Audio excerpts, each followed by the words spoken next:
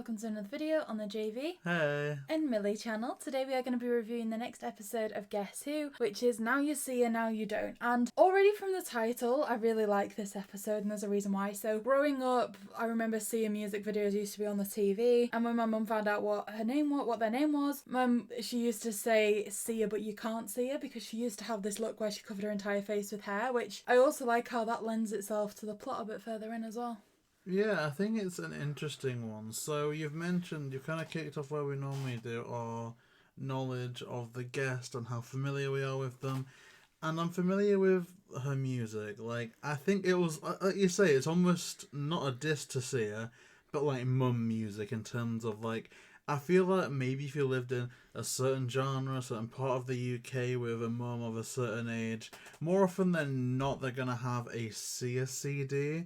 And so stuff like John the Chandelier, that was stuff that I never knew the name of the person that sang it. I never really knew the song that much, but it was like, oh yeah, I remember this one. I used to like listen to this on the way to school and stuff. So quite familiar. I'm offended that you call it mum music. Like, I used to listen to it. Yeah, well, we all used to listen to it because both of us have mums. So... No, but like it was because I had the music channel on, not because like my mum was watching it. Well, there's music for everyone, really. But it's interesting because judging by the music video, because like I say, I'd never looked in to see her as a person, I always thought until like a couple of weeks ago when we were discussing this episode that she was a little girl. Oh yeah, and something that I think is quite interesting, sorry, we will get onto it, but like Chandelier I'd say is the most iconic song. And part of that's all about like gymnastics and flexibility, and then you get this villain, which we're going to come on to, that is exactly that. I'm sure the villain does swing on a chandelier at some point. I was more disappointed that there wasn't more reference to that, to be honest. Yeah, but then maybe she doesn't want to come across as like a one-hit wonder, which I'm sure she isn't. Like, I know she's very iconic, a big name, but yeah, I'd interesting start. One of the biggest names they've had in terms of actual guests so far. You might disagree.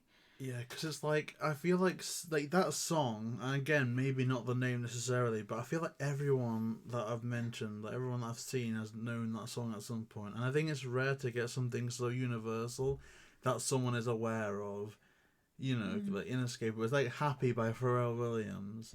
Like, everyone knows the song, even if you're not a big fan of it, it's there. Like, it's inescapable almost. A bit like how that was, you know, back there. Okay, I see that. Although, and I know we're skipping so far ahead, I'm like, this is probably stuff we'd normally discuss more towards the end, but I was really disappointed that it's a musical guest and we have no music. Yeah, it's like another one where they actively go out of their way to showcase a part of them apart from what they're actually known for. Like, we've got wacky pie eating, we've got bouncing around on space hoppers and extreme bubblegum, bubble-rama, but I guess we get one mention, oh, this is my personal recording studio, it's one of my favourite places, and then that's it. It'd be cool to get, imagine a Sia Chase song. That would have been cool. And this is the thing, I think we've both said that, like, we'd take any song for a Scooby chase scene. I'm sure they could have made Chandelier fit if they had to, especially because a lot of it was like acrobatics and dancing, and that's kind of the main premise of the music video. Yeah. Well, they could have had like a little girl Sia. I don't know. What is that? Who is the little girl? Do we know? Is it a younger Sia? It's meant to be, I believe. Because again, even when you said she wasn't a little girl, I just kind of thought it was like a Michael Jackson thing where there was footage of her when Michael Jackson when he was in the Jackson 5, and you've got like Rockin' Robin and ABC, and there was like little boy Michael Jackson on a music video. It became famous. And now it's like, oh, well, that's not what he looks like anymore. He's completely different. I thought it was like, oh yeah, that's just a video that little Sia put out, and now Sia's grown up. Getting into the more kind of general premise of the episode. So we see a very typical Scooby start. There's a diamond store and someone's robbing the diamond store. And yeah, just, typical Scooby. Builds it up well. Get the titles, and then into the, introduction of the gang, how they're building up the relationship, which in this instance is that Daphne went to like yodeling camp with Sia or something. Yeah, like cow calling or something, which I don't even know if that's a thing, but I assume not. it was a pretty quirky way to introduce them, and it's almost Had like a be cool Daphne like trait. be cool Daphne trait, but also showing us to prepare that this Sia, and even if it's just a caricature of Sia in real life, that they were going to be into some pretty out there stuff, which I think sets it up nicely. So I like that introduction a lot. It was a decent enough introduction. It's just a bit quirky. And we obviously find out as well that the person that robs the jewellery store looks like Sia, so that's an interesting kind of trait of it being like the guest again. Yeah. And I think production-wise, they put a lot of effort in the presentation. So, you know, before every episode you get the flashlight, like, it's da-da-da-da-da-da-da. And in this one, when I was going through to find the visual for the backdrop of the review, what they've done is they've had Sia in the flashlight, but the silhouette behind Sia is the evil doppelganger. And that's kind of a little detail, but I just think that they thought through a lot of this. I don't know if it's because Sia's quite a big name, they wanted to put a bit more effort in because they know that a lot of Sia fans could be watching and it could convert them over to Scooby Doo. But I think they're doing a good job in terms of just the presentation. Well, you'd think that business-wise, that's what they'd have tried to have done with every episode, right? Get their fans in. You know, get each, feature's fans on. And I think this is the one where they probably do the best job because, as I was saying, to see the villain and what they look like, it's very much that kind of typical Sia look where you don't actually know what her face looks like. For the longest time, I didn't because she was traditionally seen for so long with her face covered. And Does I kind have of a face out there, like a public face, or is it like she's not? It's not been seen yet. Like she's not done the face reveal, like Dream or someone like. No, I've definitely seen her singing. I'm sure I have. And I assume she's done concerts, but even then, yeah, she does have a face. So I'll probably add that in, like the face that people probably know, but yeah, we're currently looking at Sia.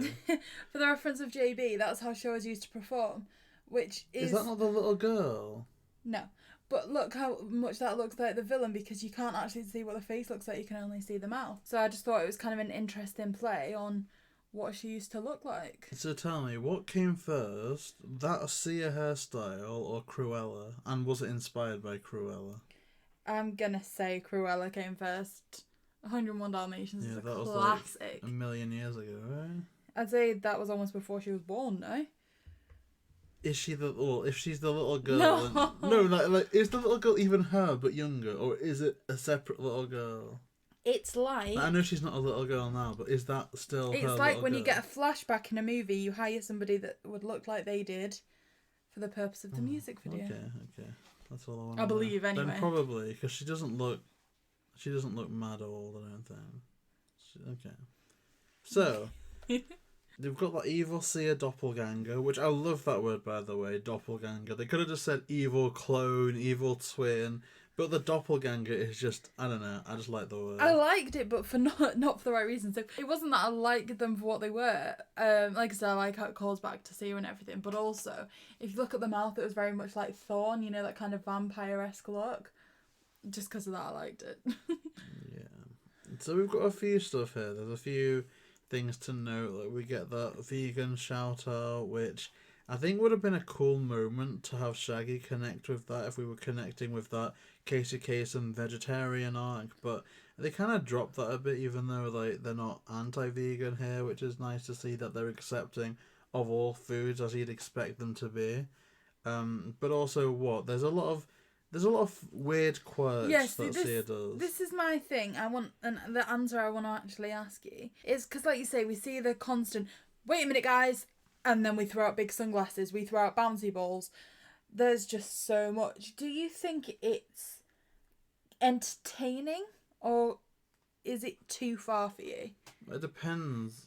Because if I didn't have a notebook in front of me and we weren't dedicated to reviewing these to an audience that we can start a conversation with and maybe we're looking at it with a more critical view, I would say, yeah, it is entertaining. It's fun. Even if it doesn't connect with you, it's just something different and interesting happening on the screen. I think cynically it never gets annoying, but I can kind of go in the back of my mind, okay, maybe they were running out of ideas, maybe this is to beef up the runtime a bit, because I think at the end of this actually felt like one of the shorter episodes. I'd agree, but it was kind of like... It's kind of like it feels as though they were trying to drag it to run length, because think, yeah. You know, when they were in the tube section, they repeated the same bit 3 times. You know how, like, in the early Scooby days, they used to repeat the background? Yeah. They repeated the same circle of them going around in the tubes. They just cut to another bit and then cut back to that. Cut away, cut back to it. And it's kind of like, they were almost like they didn't have enough footage for the right duration, and we're just prolonging bits. Yeah, I think it's maybe a reverse situation. I've heard that there was meant to be a episode of Guess Who starring Courage, and then they realised that they could make a bigger story, and then that's why it went to DTV. I don't know if that's the case fully. I've heard it somewhere. Maybe I'll find some sources to back that up, but I can see that happening. But I think, you know, in the reverse side of that, I wouldn't be surprised if they came up with this, you know, see a storyline and then went, oh, this isn't quite the timing that we needed, but it's Sia, it's a big guest, and we do have a fun enough story to tell with her. It's just, you know, we have to add in all this stuff to beef it up, which isn't necessarily a bad thing. I think they could have filled it up with a lot of stuff. I'm glad that they filled it up with something a bit different.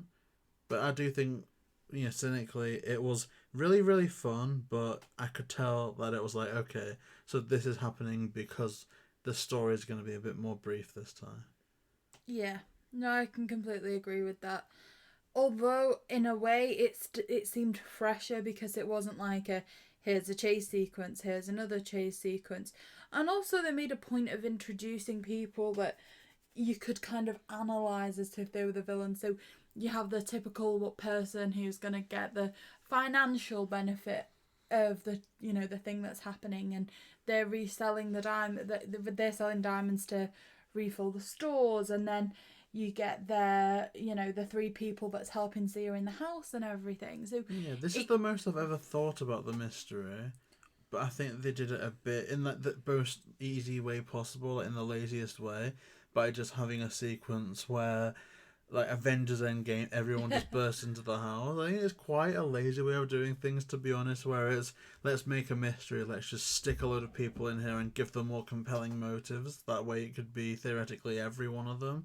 Because it could have really been all of them, but there was enough to kind of go, okay, I am thinking about this. Even though they've kind of gone for that low-hanging fruit, I am invested. I don't 100% know who it is, but I'm guessing it's this person because of the moves. I almost think, and I could be wrong here, from seeing this episode, the vibe I'm getting is that Sia has a young child that likes Scooby Doo. And that's why this episode was done. They were like, yeah, I'll do it, my kid will love it. And it almost seems to have been made the most childish, playful episode. Like the pie slamming in the face and everything. Like it was made specifically for... Do you know what I'm saying? Or does that sound a bit stupid? Kind of, yes, but I was thinking about it in another way. Okay. And again, maybe this is just my cynical side coming out, to be honest, because there's some really nice moments in this, but as a theoretically adult person that knows what it's like to want to come across in the best way possible, like, I fully could understand and believe that Sia is a really nice person. Like, I don't know much about what she's done. Maybe she does, like, loads for charity every year. I don't know, either way. But when you get lines like, oh, I felt so sorry that people were getting robbed that I bought, like, replacement diamonds for them. That's a nice moment in character. It's just there's something with my brain that's like, oh, that's kind of like a PR piece, so Sia can go, look at me, this is me in the best possible light. It's showing everyone how awesome I am and how kind I am.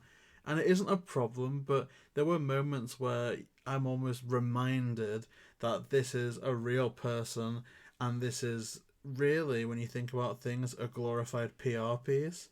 But it's just if they can have fun with it or not. And I think so far they've had quite a lot of fun with it.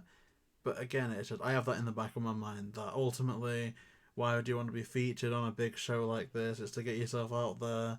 and it's to get yourself put across in the best possible light, as you'd expect. To me, if I was a young child watching this series, this is the one guest I'd want to know more about. Because they seem so fun. I'd agree, but then I think I'd be disappointed if I was a child. I would have thought she was maybe a children's entertainer or an acrobat or a professional dancer. I'm not really getting any music here. Like Weird Al, maybe. Because there's which one you'd want to know more about, and there's which one you would know more about and stay with. That's the longevity. And I feel like the only one that really has that is potentially Weird Al. Because he comes across, he's a weird guy, he's singing weird music that's kind of catchy, which is exactly what you get from the guy here. You might really like Sia's music, but based on this performance and this episode, I don't know if you're going to know who Sia is and stick with her necessarily, just based on this. No, I can agree with that. Yeah, I can see that. I do think it shows her in a good light, though, and I think, not all of them are, so...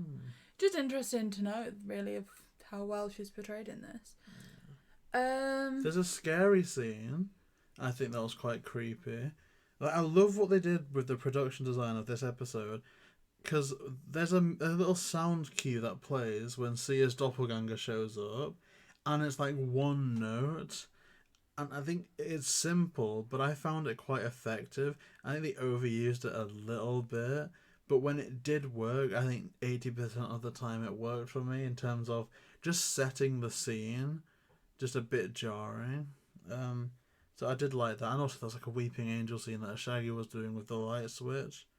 That really scared me. Like, I felt kind of, I don't know, I just think they did a lot to build atmosphere along that section. So for all, it did have a lot of family-friendly elements. There was some spookiness there, which, again, I think is very rare for Guess Who, so I did like that a lot. I do agree with you, that scene where Shaggy was turning the light on and off was spooky. It was almost like you say, that kind of Angels from Doctor Who thing, or like a game of Five Nights at Freddy's where they can only move when the light's not shining on them. Even the sound cue reminded me of that. Like in the first one, when like someone's at the door, you hear that, it's like one single note beat, but it's still so effective. Well, for me, what reminded me of it was the actual sound of the light turning on and off. Like when he was pulling the light switch and stuff. I love that. Oh gosh, that's freaking me out. Like we say, from there though, it just keeps going into these kind of crazy, a bit bombastic scenes with the tubes and the slides and everything. And then they end up out of there at the recording studio. It's time to set a trap. They blow bubble gum all over them, which again is a bit crazy. It's just kind of showing them in that fun, a bit bombastic light. I think it's very on the edge of going too far with its kind of quirkiness. I don't know. It's just a decent runtime. Like when blowing up that bubble took time. Like, it was just a delay. That's all it was. But again, there's worse ways to delay an episode of Scooby. I think they have fun with, what was clearly a little bit of possibly a production oversight. Or maybe she did just want to come across as interesting and weird as possible. I don't know. But I didn't have a bad time with any of it. In some ways, I'm a bit like, I commend the creators for when they could have just done... What's the easiest thing to do for Scooby? Chase scene. Let's have Sia's clone show up, chase scene. Sia's clone show up, chase scene. And they could have even come up with a longer episode because of that. But they did something a bit different, which I think was fun, Because I think I would have got bored of nothing but chases. And that's what they've become a bit guilty of in this series. So I think it's better than some episodes, certainly. We then get, like, the trap, and I think how they set the trap's fun, and what they achieve with it just continues that fun theme, right, with like the bouncy house, the seesaw, all that kind of stuff. There's nothing to say but fun, really. The coup de grace was right out of Cyber Chase there, like the very quick merry-go-round. Like they probably are not too aware of Cyber Chase's existence, but it was a bit like, oh, okay, just a similarity. I think that's quite a common theme in like series and movies and everything, though, isn't it? Like using a merry-go-round to kind of throw people off a bit. Yeah, I'm sure something like that was even in like Home Alone 4 of all things, like something like that. But yeah, the culprit ends up being unmasked as Sia's trainer and vegan chef, and it was just standard motives like, oh, I wanted to get more money with the diamonds. Yeah, they wanted to achieve more. Pretty generic, pretty standard. It's kind of harmless fun, really. The episode, it doesn't do anything wrong. Yeah. It just doesn't. I don't think that it does too much right. It does, for me. It does some things better than other episodes in that, like you say, it wasn't just a chase song, and a chase scene, unmask. There was more to it than that, and I also liked a little bit how, for example, you know they have the springy chairs, and they use it for the pie, then they use it for the drink, and they do this. That's like a catapult. Yeah, that they didn't just use that once and forget about it, as they sometimes do with some like kind of quirks and tropes and stuff. They used it to kind of, when Shaggy and Scooby were trying to like run away from the villain, how they used it to like fling pots forward and everything. I like that. Just that they didn't just forget about it, they used it again. And looking back at some of the episodes we've had, I like it better than Jim Gaffigan episode, Urkel. I like it better than a good amount of these episodes. So does that mean... Better than Elementary, my dear Shaggy. What does that mean for you? Better Is it a smash or pass? I think it's a smash. It's not a convincing one where I'm like, yes, this is my favourite episode of Guess Who. I want to rewatch this, countless times before. And like I kind of said with Crypto, if it did just do the chase music and stuff, I think I'd be saying something a bit similar. Like, it was non-offensive, it was just fun enough, but I've got endless choices of what I watch now, so I'm not going to put this on. But I think the quirk of the characters in this, the fact that there were more culprits than usual, like more suspects, I think it adds a little bit more to it. And the production design, I think, is probably the best that Guess Who's been so far. So I think it elevates it apart from that. So I think it's a slightly weaker smash, but it's a decent smash. Like, it's a definitive smash. I would definitely watch this again. What about you? Do you see her or do you not? I see what they did here. I like it. I would watch it again without very little reservation.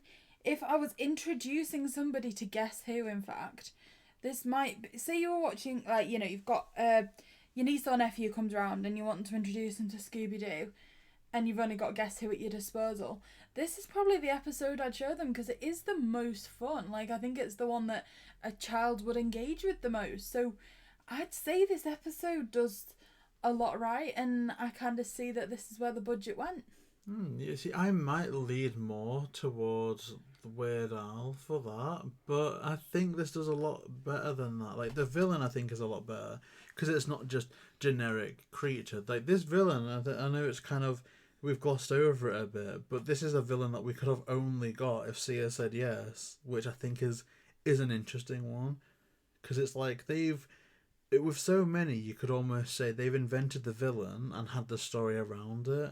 Whereas with this, and they could have done this with any guest really, but we would have only got this villain in this design with this guest, and I think that adds a lot of uniqueness to it. I do think on many levels, this is the best episode in the series. Not for storytelling or like... It's not my favourite, but I'd say it was the best done in that, like...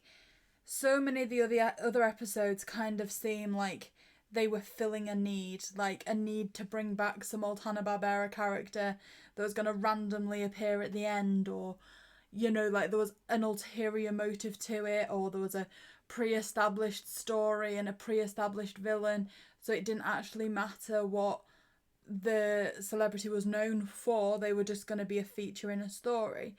However, at least with this one, the villain seemed somewhat specific. It seemed like this was really a for-the-purpose episode. Like, how, just like I said, down to the fact that the hair covered the villain's face, so it kind of was a bit of an old callback and stuff like that. Out of all the episodes, this is the only one that kind of really feels like it was bespoke. Yeah, I see that. So, yeah, that's 2 smashes, which is pretty good. I did like this episode a lot. Hopefully we're going to be back to some more of these reviews now, because obviously we had that Crypto, and that kind of is community news. So Crypto 2, Scooby Doo and Crypto 2 has been released, and that's awesome news. So you can get it on DVD at Walmart if you're in America. If you're in the US or the UK, you can get it pretty much anywhere, like Amazon Asda, Morrison's. Although We've seen it everywhere. Asda's proving the most expensive, surprisingly. Yeah, HMV you can get it at a good price, surprisingly. I guess, like we always talk about, kind of stuff that's out at the minute. Again, for people like merch collecting in the UK, because it's not as easiest thing to do, Asda George is continuing to deliver. Like, there's a great Christmas t-shirt, an amazing Halloween jumper, stuff like that. They've got some really cool Scooby slippers and everything. Yeah, did a bit of a haul on there today. We dropped an interview just last weekend with Mark Kirkland, who animated some scenes on Scooby Doo Goes Hollywood, and also directed like over 80 Simpsons episodes. And I think it's cool. And also stick around on the channel, because not too sure when this goes out, but at least as of recording, we're 6 days away from Neil Fanning being in the UK for the first time in, like, what? When was it? Like, would it have been like 19 years since they last did an appearance Maybe. here? I can't be sure. I'll have to double check. But that is going to be amazing. Hopefully some great content around that. And last but not least, it is our plan currently to have every single October interview to theme around Halloween and, you know, Scooby-Doo Halloween movies and maybe specials. So do keep an eye out for that. It's going to be Scoobtober on the JayBee Milly channel. So yeah, that's about it. If you do want to see more, then please like, comment, and subscribe. JayBee Milly.